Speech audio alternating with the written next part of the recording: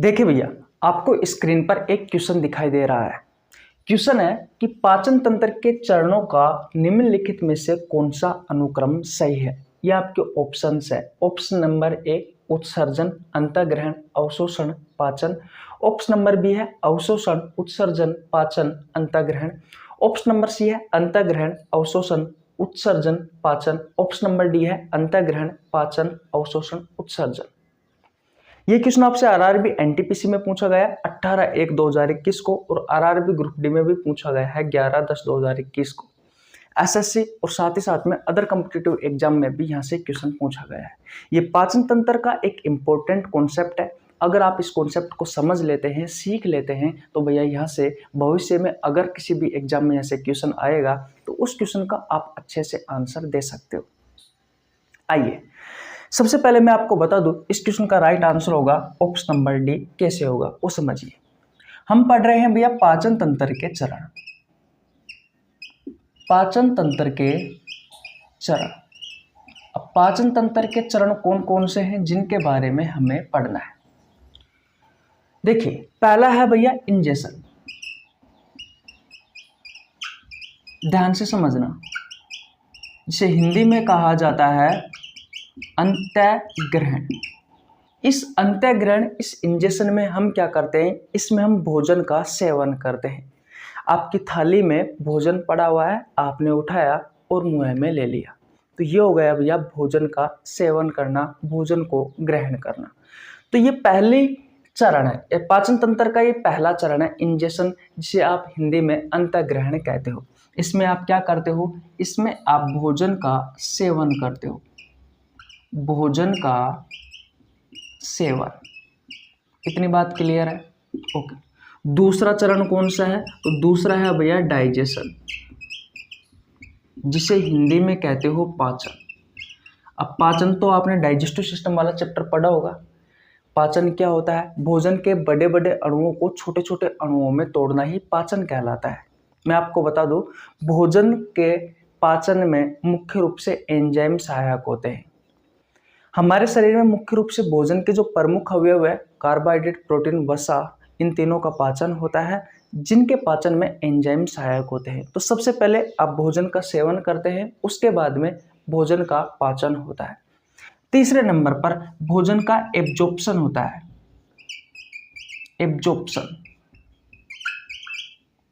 Absorption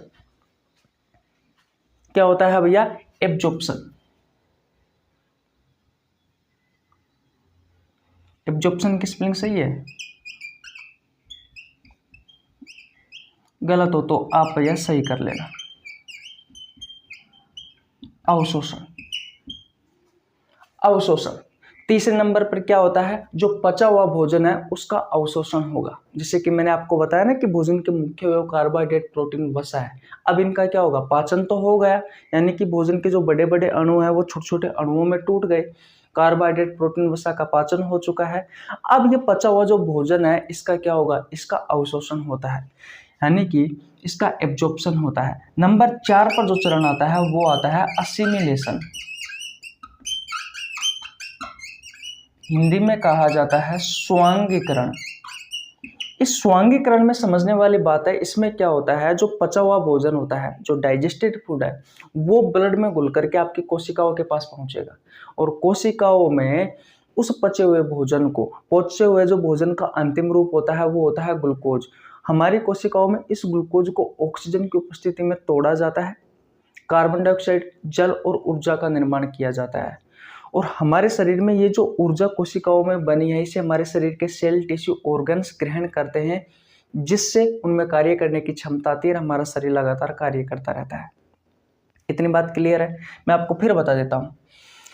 ingestion यानी कि अंतःग्रहण, ये पाचन तंत्र का पहला चरण है जिसमें हम भोजन का सेवन करते हैं। उसके बाद में भोजन का पाचन होता है, भोजन के बड़े बड़े अणुओं को छोटे छोटे अणुओं में तोड़ा जाता है।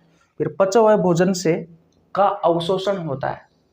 फिर तीसरे नंबर पर पचे हुए भोजन का अवशोषण होता है। फिर स्वांगीकरण होता है। स्वांगीकरण में क्या होता है आपको पता है क्या, जो पचा हुआ भोजन है, मैं यहाँ पे लिख देता हूं, जो डाइजेस्टेड फूड है,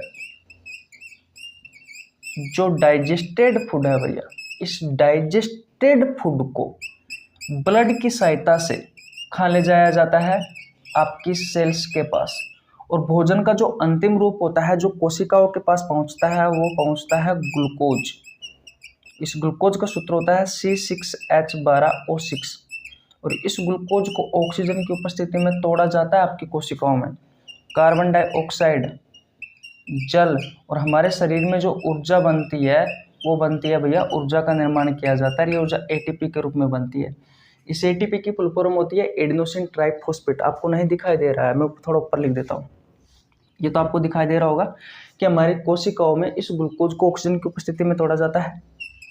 कार्बन डाइऑक्साइड, जल और ऊर्जा का निर्माण किया जाता है। हमारे शरीर में जो ऊर्जा बनती है वो एटीपी के रूप में बनती है। इस एटीपी की फुल फॉर्म होती है एडेनोसिन ट्राइफॉस्फेट। क्या होती है मैं यहाँ पे लिख देता हूँ, इनको मैं मिटा दूँ। ओके, इस एटीपी की फुल फॉर्म क्या होती है लिख लेना, कभी कभी डायरेक्ट पूछ ली जाती है। Adenosine triphosphate. ये एटीपी की फुल फॉर्म होती है भैया। हमारे शरीर में जो ऊर्जा बनती है वो एटीपी के रूप में ही बनती है। और इस ऊर्जा को हमारे शरीर के सेल, टिश्यू, ऑर्गन्स ग्रहण करते हैं, वो लगातार अपना कार्य करते रहते हैं। ठीक है, अब भैया पचे हुए भोजन से का अवशोषण हुआ, अवशोषण के बाद में उसका असिमिलेशन हुआ, यानी कि उससे ऊर्जा का निर्माण किया गया। और उसके बाद में लास्ट एंड फाइनल जो अपशिष्ट पदार्थ है, जो पचे हुए भोजन का जो अपशिष्ट पदार्थ है, जो मल है, उसका एक्सीरेशन यानी कि उसका उत्सर्जन कर दिया जाता है। एक्सीरेशन का मतलब होता है उत्सर्जन, मल त्याग भी कह सकते हो इसे आप। ठीक है, तो ये 5 चरण होते हैं भैया पाचन तंत्र के। सबसे पहले आपने भोजन का सेवन किया, उसके बाद में उसका पाचन होता है। पाचन कहाँ होता है? पाचन की शुरुआत आपके मुंह से ही हो जाती है। मैंने आपको डाइजेस्टिव सिस्टम यानी कि पाचन तंत्र वाले चैप्टर में बहुत अच्छे से पढ़ाया था। मुख्य रूप से हमारे शरीर में कार्बोहाइड्रेट, प्रोटीन और वसा का पाचन होता है। इनके पाचन में कौन कौन से एंजाइम सहायक होते हैं मैंने आपको डाइजेस्टिव सिस्टम में बहुत अच्छे से पढ़ा रखा है। अगर आपने डाइजेस्टिव सिस्टम वाला चैप्टर नहीं पढ़ाया तो आपको नीचे लिंक डिस्क्रिप्शन में मिल जाएगा, आप जाकर पढ़ सकते हैं। फिर पचे हुए भोजन का अवशोषण होता है छोटी आंत के इलियम वाले भाग में, पढ़ाया था ना मैंने आपको। उसमें अंगुलीनुमा एक संरचना होती है जिसे आप विलाई कहते हो, उसमें। फिर पचा हुआ जो भोजन है वो बड़ी आंत में जाता है, यानी कि कहने का मतलब छोटी आंत में भोजन का अवशोषण हो जाता है। और उसके बाद में भोजन बड़ी आंत में जाता है जहाँ पर पानी का अवशोषण होता है। और उसके बाद में एनएस वाले भाग की सहायता से शरीर से बाहर निकल जाता है। लेकिन उसके बाद में असिमिलेशन होता है। जो पचा हुआ भोजन है वो ब्लड में घुल करके आपकी कोशिकाओं के पास पहुंचेगा, शरीर की प्रत्येक कोशिकाओं के पास। और कोशिकाओं के पास पहुंच करके कोशिकाओं में जो भोजन का अंतिम रूप पहुंचा है वो ग्लूकोज पहुंचा है। इस ग्लूकोज को ऑक्सीजन की उपस्थिति में तोड़ा जाता है। कार्बन डाइऑक्साइड, जल और ऊर्जा का निर्माण किया जाता है। हमारे शरीर में जो ऊर्जा बनती है वो एडेनोसिन ट्राइफॉस्फेट एटीपी के रूप में बनती है। और इसी ऊर्जा को हमारे शरीर के सेल, टिश्यू, ऑर्गन्स ग्रहण करते हैं और वो अपना कार्य लगातार करते रहते हैं।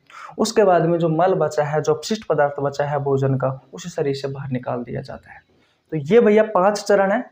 अब बात आती है कि आपके एग्जाम में ऐसे किस प्रकार के क्वेश्चन पूछे जाते हैं। तो पहला क्वेश्चन तो आप ये देख सकते हो, प्रीवियस ईयर के क्वेश्चन है। मैंने अभी आपको बताया था आरआरबी ग्रुप डी में और आरआरबी एनटीपीसी में सेम यही क्वेश्चन पूछा गया था।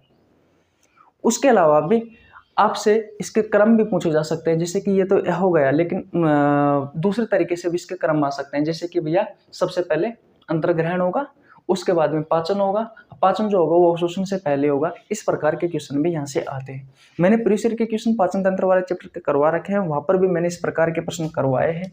अगर आप में से कोई भी भाई पाचन तंत्र वाला चैप्टर पढ़ना चाहता है और पाचन तंत्र के प्रीवियस ईयर के क्वेश्चन करना चाहता है तो भैया इस YouTube चैनल पर जाकर आप देख सकते हैं, आपको प्लेलिस्ट में मिल जाएगा। साथ ही साथ अगर आप में से कोई भी भाई रेलवे की तैयारी कर रहा है तो रेलवे वाले बच्चों के लिए मैंने बायोलॉजी का एक स्पेशल बैच स्टार्ट किया था 1 फरवरी से, जिसमें मैं आपको बायोलॉजी के प्रीवियस ईयर के क्वेश्चन करवा रहा हूँ भैया चैप्टर वाइज।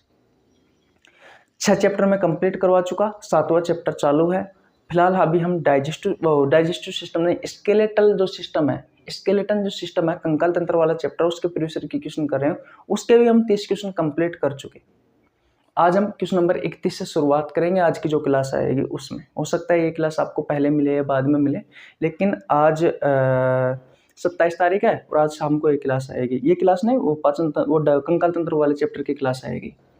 इतनी बात क्लियर। हो सकता है आपको ये क्लास 28 को मिले। वैसे तो मैं शाम को ही डालने वाला हूँ 27 को, आज शाम को, अभी मैं 27 को सुबह शूट कर रहा हूँ ये वीडियो।